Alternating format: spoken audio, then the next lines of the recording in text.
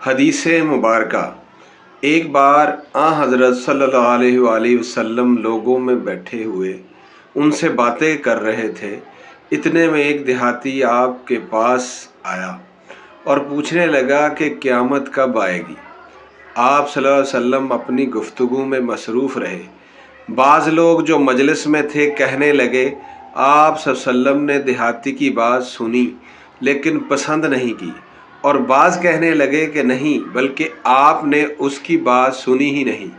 جب آپ اپنی باتیں پوری کر چکے تو میں سمجھتا ہوں کہ آپ صلی اللہ علیہ وسلم نے یوں فرمایا، وہ قیامت کے بارے میں پوچھنے والا کہاں گیا؟ اس دیہاتی نے کہا، حضور میں موجود ہوں۔ آپ نے فرمایا کہ جب ایمانداری دنیا سے اٹھ جائے تو قیامت قائم ہونے کا انتظار کر۔ اس نے کہا، ایمانداری اٹھنے کا کیا مطلب ہے؟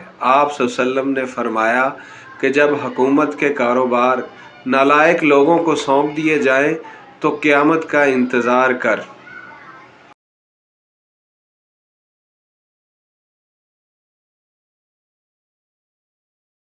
حدیث مبارکہ۔